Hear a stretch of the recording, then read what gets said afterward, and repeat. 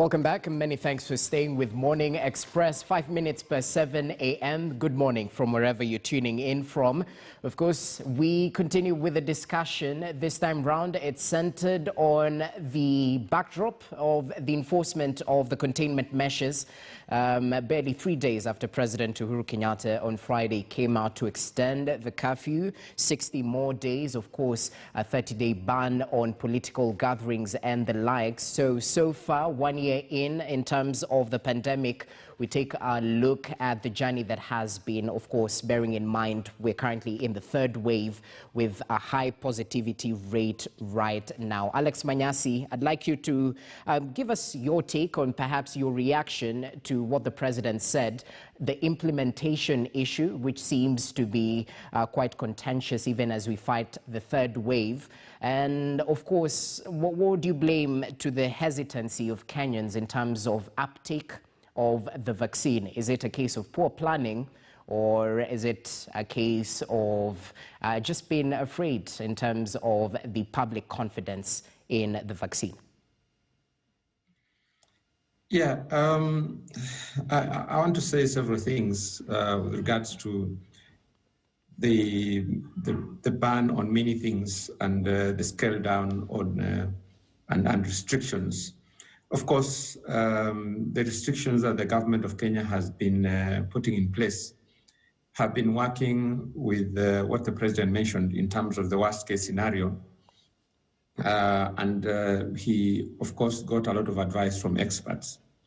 And probably what you are seeing today is the fruits of having taken extreme measures in a situation that turned out in Africa not to be so extreme like what is being experienced in the US. And even as we attribute the issues of the economy on average and thinking and linking that to what has happened globally, if, for example, I just want to pose that question. If, for example, what we are seeing in the US today was happening in Kenya, what kind of economy will we be having? Will the measures that we have taken as a country will even will they have borne any fruit at all? My response will be that this economy will have died, that we did not have the capacity up to today as we speak. We do not even have the capacity to hold 1,000 people in ICU. So I think in my fair judgment to how the government has performed, the restrictions have helped slow down, but at the same time, we have not deliberately as a country prepared ourselves for any pandemic that would otherwise have been a scale of even a tenth of what's happening in the US today. Because if that happened, then we will have no country, we will have no people, we will have no economy. All right. That I can tell you for free. But having said that, I think I want to look at it from the enforcement part of it. Part of why people have not taken this restriction seriously, and that the reason why people have been asking the president to open up, is just because of one thing. When you are outside of Nairobi, people will tell you those are things of Nairobians. People will tell you that those restrictions belong to Avia House and State House. And I can give you, I just don't want to mention names, but just drive down 1.5 hours from Nairobi to Naivasha, and you will realize that what I'm telling you about clubs running until morning is a reality. That matatus carrying full capacity is a reality. Things that I've seen, I'm not imagining. And this is 1.5 hours from Nairobi. And so if you go further, then even the issue of masks is an imagination. In fact, when you show up in masks, people think that you have COVID and you're the one who is spreading COVID. So the enforcement part of what we keep talking about, and that's why from the word go, I kept saying that there are things that we deal with in Nairobi and we imagine that we are dealing with the country, and it's not true. All right. The country out there is looking at things so differently. And so even when we start talking about the vaccine, then people talk about, they will start asking which vaccine for what, you know. And even beyond that, in terms of their statistics, For a country to achieve herd immunity, you need to vaccinate a minimum of 60% of the population. Now, Kenya has 50 million people, if not plus. We are talking about vaccines of less than 3 million. So I do not want to talk about what that means, but I want to leave it there. Okay. We'll definitely continue discussing about this. Suleiman, what's your take on the slow COVID-19 immunization uptake in the country? Because there are concerns around poor planning, perhaps, from the government side, or is it on the Mwananchi side who definitely hesitant to take this particular vaccine? Absolutely, Jesse. I think the drag is on the part of the state. It is for the state to fast-track the immunization process. Kenya is actually looking forward to it. In the event mass sensitization is done, let it be clarified to the people of Kenya that the vaccine is there to protect their lives. In the event we succeed in that, the people are already looking forward to this, because with the coming in of the COVID-19 pandemic, people have no other option. People have no choice. People can weigh options when they have an alternative. The alternative is not there. You either take the vaccine, or you really protect your life through exercising those measures, or you perish. I think those are the three options. And I think looking at the weighty issue, it is on the part of the state to fast-track the immunization process. Look at the case of Ghana. I think Ghana has so far fast-tracked the immunization process of its people.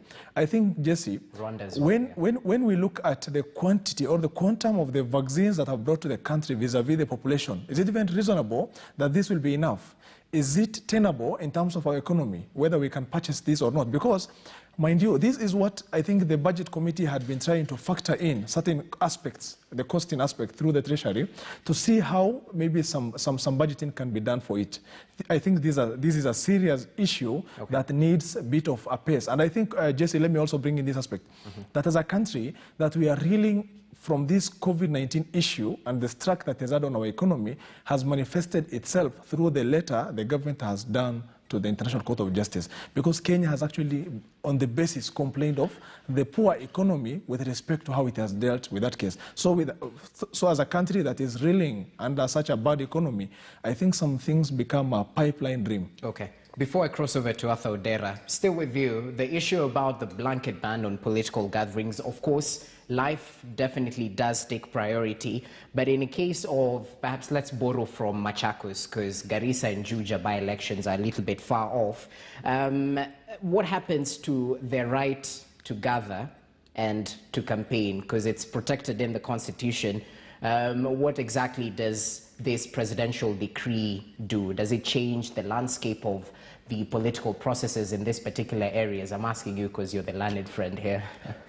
Jesse, all the rights and fundamental freedoms are in totality protected under the Constitution. But when you look at Article 24 of the Constitution, it provides for the limitation of the rights and fundamental freedoms of the people. When you are looking at that limitation, you ask yourself, at what point can a right be limited? A right can be limited if within a circumstance it is reasonable and justifiable. Now, the head of state is supposed to explain to the people of Kenya why a certain right should be limited. And I think when you are following his address that you did last week, that is now in compliance with Article 24. It is about the reasonability of the limitation, how justifiable it is, and how open it is. And I think through the circumstance that we are going through, it is something that the state has actually complied with. Right. Jesse, let me underscore this, that there are a set of rights under the Constitution, especially under Article 25, that cannot be limited. The right to freedom of movement and what have you is not part of those rights that cannot at all be limited. Only 3 rights cannot be limited at all. That is what's called the right to a fair trial. The other one is the the freedom to be protected from slavery and harassment, and cruelty. And the other one is the right to habeas corpus. Those are the 3 rights. These other rights can be limited within a justifiable ground by the state. Okay. Arthur Odera, your take on the slow uptake of the immunization, Oxford AstraZeneca. What do you have to say about this? Jesse, I think the first thing to say is there enough vaccine to go around to go to all places? Because if vaccine is available in all places to all people, the uptake would be quick, and I'm sure that the uptake would be much higher than what we are seeing now. As far as I know, the donation from India was it 200,000? And the AstraZeneca vaccine that was first shipped into the country was just about 1 million, which covers 500,000 people. That's 1% of the Kenyan population. The donation from India only goes that far as well. So there isn't enough vaccine doses in Kenya today to cover across the country. But there's something else that is not restricted to Kenya. It's a global problem about what is generally known as vaccine skepticism. If you take a view of why it is that there is a concerted effort to try and turn the minds of the globe against the vaccine, is it possible that, remember that since the advent of COVID, there is an industry, a big profitable industry that has developed around the treatment of COVID. You know, the beds, the drugs, the dispensing of those drugs, and so there's a whole big profitable industry around that. Is it possible, and I think it is, that the industry that benefits from the treatment of COVID does not like the fact that there's a vaccine and does not want that vaccine administered, because if it is administered to all the people of the world, they would be out of business? I think, you know, I almost sound like a conspiracy theorist, but I think this is the reality of the business world, the commercial world, the capitalist world that we live in. There is a concerted effort by certain people, and you see them creating very, very convincing messages on social media and even trying to get into mainstream media, messages that generally spread doubts about the vaccine. But when you examine the scientific facts behind it, when you compare that to the science that led to the discovery of the vaccine and all the assessment reports that have been done by experts across the world and the experience of most, you find that a lot of that information is not based on fact. Okay. Well, it's all about facts, and you'll definitely get it right here on KTN News. Allow us to toot our own horns. But anyway, be that as it may, let's shift focus a little bit. President Uhuru Kenyatta, still on that address, did mention that 560 billion shillings of the GDP has been lost due to the COVID-19 pandemic. This coming in the wake, just today, the review on fuel prices, which have definitely gone up. Let's just take a look at some of the announcements. Following the announcements of those latest fuel prices, there definitely has been uproar by Kenyans and their leaders. Let's take a look at some of the reactions as we delve deeper into this particular issue. The fares will be hiked. This means those who do not have much will feel the pinch more than those who have much. Now, hiking of these fares means this mwananchi wa kawaida is going to be affected also in other areas. If you had planned to use 5,000 throughout the week, you will now use more. It's very unfair because, as you know, our people and even all the businesses that we do, the small businesses, depend on the prices of fuel. And now it means that even the price of the basic commodities will skyrocket. Our people are already suffering. We are in the midst of a corona pandemic, which has really ravaged the lives of our people. And for the government, or whoever is concerned, to increase the prices of fuel is like putting the last nail on the coffin. It's a really bad move for Kenya, and it's a sorry state of affairs, especially right now when things are not that good. The economy is just so bad. Things are expensive as we talk, and there are people dealing right now with corona, and adding an increase in fuel, I think, is just too much for the common man. Well, those are some of the reactions from Kenyans, bearing in mind the upward review of the prices of fuel. Definitely, as you go to the pump today, you'll definitely note those changes. I just want to take a look at some of the changes. An increase of 7.61 shillings in a litre of super petrol. It's actually retailing right now at 122.81 shillings. So, I mean, most of the questions will surround how exactly this price comes about. The EPRA body, the energy regulator, actually uses the landed cost of the refined petroleum products, and then it couples up with the various taxes in place within the country and the pass-through costs as well. And that's what informs the new prices each month, at least according to paper. So let's review this particular issue. We've just heard from various Kenyans their thoughts on this particular upward review of the adjustment of the fuel prices. Let me begin with you, Alex Manyasi. Just give us your take on this. A lot has been attributed to the global price of crude oil.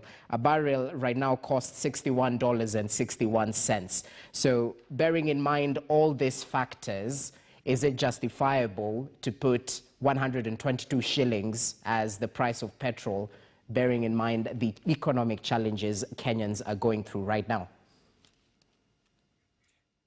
Jesse, of course, the bigger motivation is around raising more revenue, and that is what is orchestrating the higher percentage of the increase than thinking about the cost of importation and what it takes to get fuel to Kenya.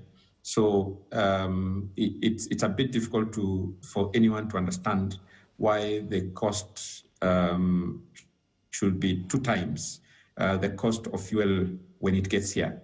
But I want to take you back a bit during the pandemic when things were very bad globally. The cost of fuel of the producers actually went below zero. What that means is that they were actually paying people to offtake fuel because of the having to run the machinery or to keep running so that they don't stall altogether. What we didn't see in Kenya is we didn't see the cost of fuel drop to a level where you will say that we were almost getting fuel at the most efficient price at that time. And so I did not expect that at the time when the pump prices are going up, that the global prices, you can make a direct comparison to the global prices. Yes, the prices may have gone up, but you cannot compare with the significant increase. If you want to know why these things are eating up into what you're paying for, just look at the cost of your power. If for those who use tokens, just pay by M-Pesa and then look at the breakdown of what you're getting versus what you're paying for. So the cost of fuel at the pump right now, the significant amount of it, and it accounts for more than half of it, has nothing to do with the fuel. And so the international prices are only an excuse to what we are seeing as the pump prices. All right. But that is not entirely the reason why the pump prices are that high. But having looked at what that means, the implications of the same probably are the things that we should be concerned about. And what I have a problem with my country is that of course, the president is advised in terms of what the country needs to do, and he's advised in terms of what the measures are that need to be put in place for the economy to grow.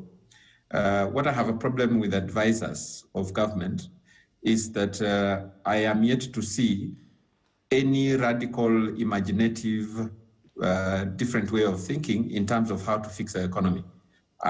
Over the years, our economists have thought the same way, our statisticians have thought the same way, and therefore the people whom we depend on to steer our country forward have always thought about the traditional ways of raising revenue, and the traditional ways in this case would be to think about it and say, for me to get X amount of money, I need to increase VAT by X, I need to increase fuel by Y, I need to increase the pay as you earn, because I hear they're also thinking about that, by Z, okay. And then that translates to this amount of money. I mean, you can't think about it like that in an economy where we have the public debt that is so high. All right. You can't think about it in an economy where you know that the income of people is diminishing, and therefore you need to think about how to spur the economy and have more money in people's pockets so that you can get more money from them. All right. So that's the key issue, how to spur the economy, even in the backdrop of this particular challenges. Arthur Dera, the ODM party seems to be opposed to the latest hike in fuel prices. They said it could drive a revolution against the government and its economic policies, of course, bearing in mind the huge cost effect the increase in petrol products has on the purchasing power of the common mwananchi. So talk to us, perhaps, of the mass effect on transport and consumer prices, even as we deliberate on this particular price setting. First of all, the ODM party is playing according to character. That is the ODM party that we knew. They've made their name out of championing the plight of the masses and always expressing grievances that affect the masses vis-a-vis what government seems to be doing across the country. Coming back to the effect of the fuel prices, with the increase in fuel prices, there will be increase in cost of transport, either for private travelers or for public service travelers. There will be an increase in the price of food. There will be an increase in the prices of clothes. There will be an increase in what you call in the RPI, the overall retail price index. In essence, a basket of what a family consumes on a monthly basis will cost more. Be that food, be they other consumables within the house. The cost of inputs in whatever sector you are, including agriculture, will go up.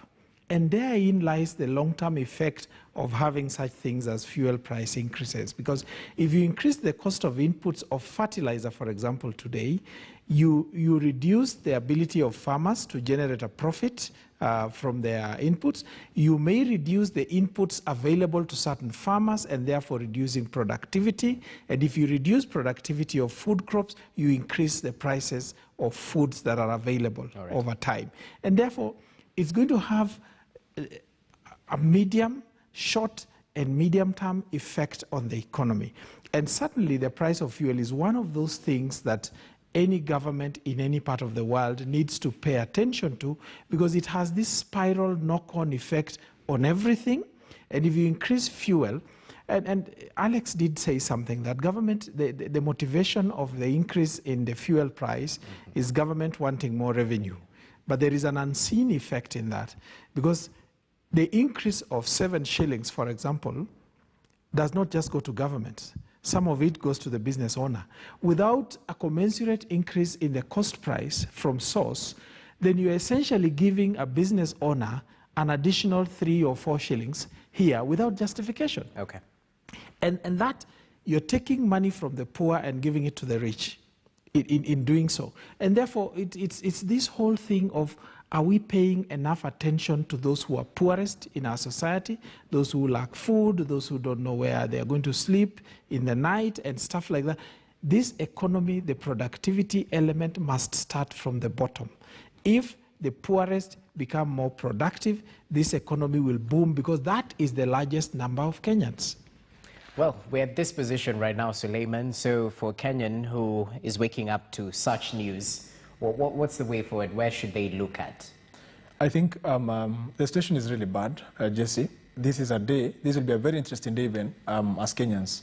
Today is a day that our Attorney General will be addressing the International Court of Justice at about 5 p.m. local time. And part of the reasons that he's forging forward is something to do with our bad economy. Those are some of the reasons as to why our country has had a delay in dealing with the maritime dispute. So I think, Jesse, it's a very tough time. And I think maybe I pull in my quick comment on this, on the anticipated address by the Attorney General today. Sure, briefly. Jesse, when you look at the International Court of Justice, Article 60, the decision or the outcome of the court shall be final.